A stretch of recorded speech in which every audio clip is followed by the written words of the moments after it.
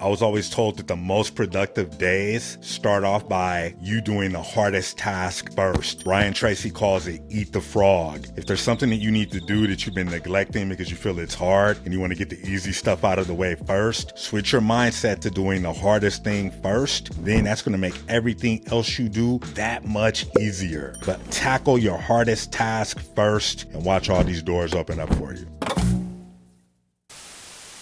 Good morning to you, good day to you, good evening to you. Whatever time of day it is that you're watching this, I wish you the absolute best. My name is Freed. Welcome to The Art of Being Freed. This is a show that focuses on growth mindset for creatives. What's important today? What's important this week? I want to have a productive week, but where do I start? If you're seeking to be more productive and maximize each day, this is the perfect video for you because after watching this video, you'll be more equipped to seize each day and just have more successful weeks, which will in turn turn into more successful months and a more successful, productive year. So the best way to structure your week is to break it down into 4 parts, which we're going to cover here. You're going to want to give yourself at least 60 minutes to do this practice. Ideally, you're going to do this on a Sunday. They say that most anxiety sets in on Sundays because people have to get ready to go and attack their week. They got to go to work and they're typically going into these weeks unprepared. They're just kind of hoping and wandering aimlessly. So the intent of this video is to give you a roadmap. If you're a beginner and you want to start having more productive days, we're going to make sure that you have everything you need to make that happen. Now, the tools that you need are simple, right? Just the 60 minutes that you want to make sure you spare on a Sunday. You'll also need a journal of some sort or a whiteboard. I'm going to use a whiteboard in this example. And then you also will need some sort of marker or pen, something nice and fancy. I recommend getting some nice fancy paper, some nice fancy journals. Personally, I like the Moleskine notebooks. Whenever I do plan my week, I like to do it on something big so I can walk in, see it. If I'm having a day where I feel lost or a week where I'm feeling lost, this Wednesday, it's like, oh, what do? I come into my room, I see the big whiteboard, there's a reminder. So let's hop into it.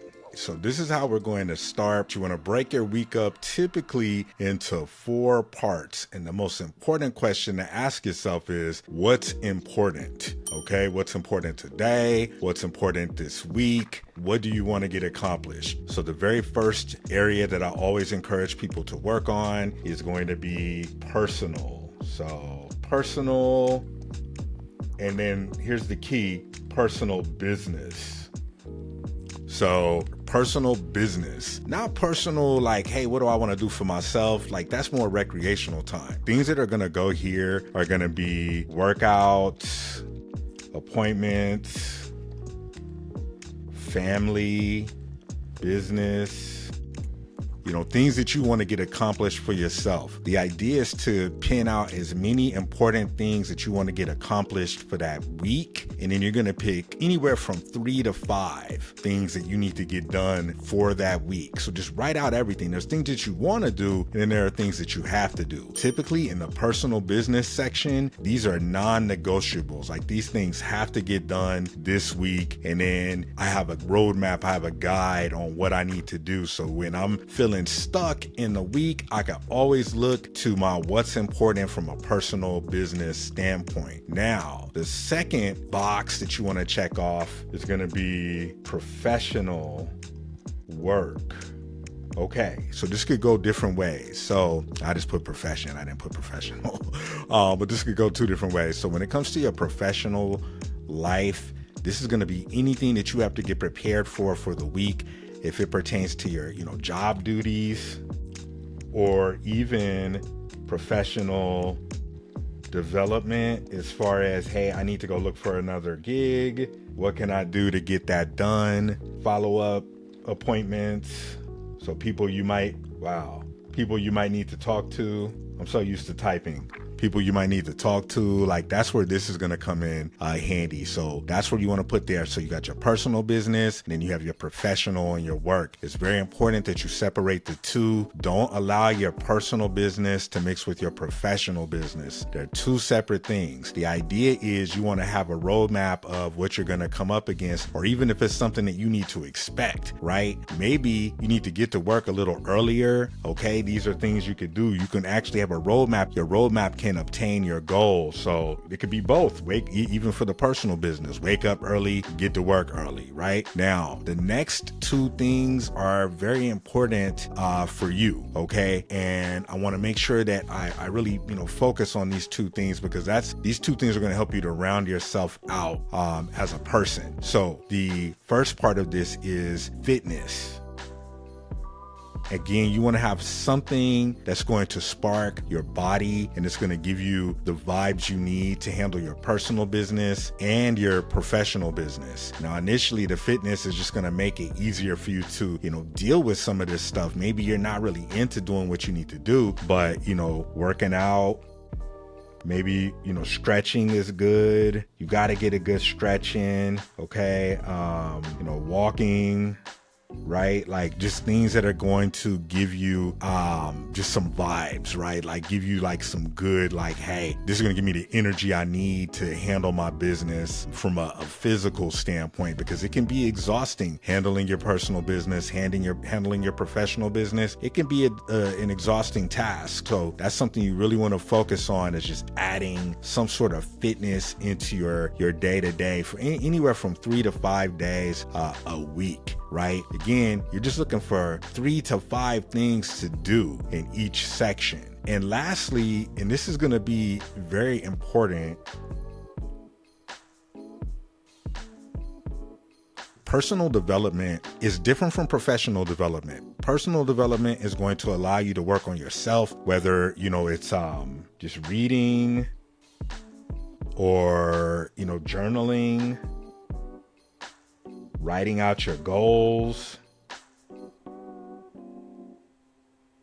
Personal development and fitness are very similar, but the personal development is going to allow you to really put a vision in your mind of what you want. It's really more of a mindset. And then, under writing out goals, you can do kind of like a vision board.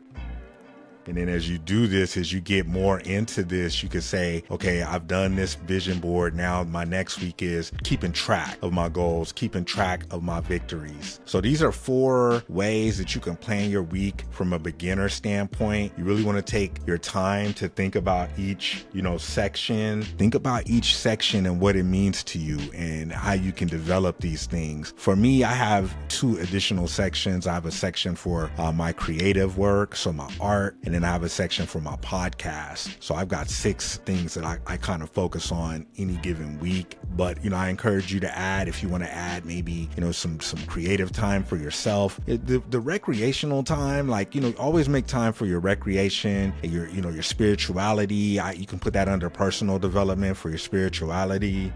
If you practice on that, which I encourage you to do. And, spirituality doesn't necessarily have to mean like go to church or anything like that. It could just be, practicing gratitude. What are you thankful for? What are the victories you've achieved? The idea though is that you want to make sure that you're working on making yourself better, because it really starts with the personal development piece. If you can do your personal development and get really great at that, making sure you're reading, making sure you're journaling, making sure that you're writing out your goals. I put workouts under personal business, but I reckon you could just kind of get rid of that, because the workout really should be its own thing. For me, when I look at personal business, it's just more like house stuff, right? Like, what do I need to do to keep my house? You know what I mean? What do I need to do to keep my family together and intact and advancing? But everything should work together for like the greater goal.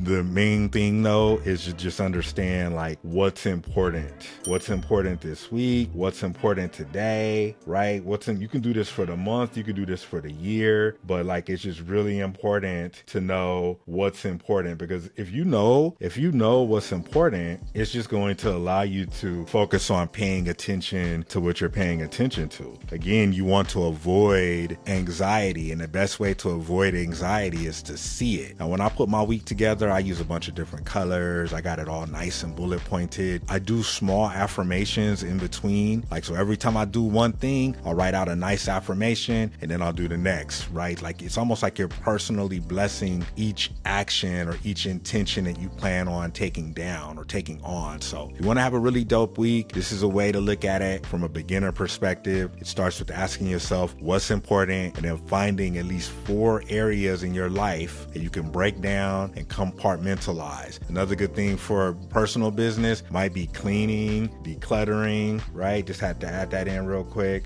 I promise I have better handwriting, but this is just like really funky the way that I've got this set up in this small corner. It's like it's like a rhino trying to get into a Mini Cooper right now. So I'm gonna take a step back from here, check this out, try this out, let me know what you think. So if you enjoyed this video, please like, feel free to subscribe, and most importantly, share with people who you feel may be able to use this as a way to boost their productivity. Because again, most people don't do well because they don't have direction. They're not sure where to go, and they're just getting into these routines that's not allowing them to grow. They just do the same thing every day. And there's this expression that most people are living the same year over and over again. If you want to get some variety, you're going to put yourself a game plan together and really work on managing your time, which we can talk about that in another video. Again, if you like this video at the end, want to see more videos like this, we're going to link season 1 of The Art of Being Freed after this video. So make sure you click on that and subscribe. The Art of Being Freed, we're dropping new episodes every Friday. Until next week, this is your boy Freed with The Art of Being Freed. I will see you soon. Peace.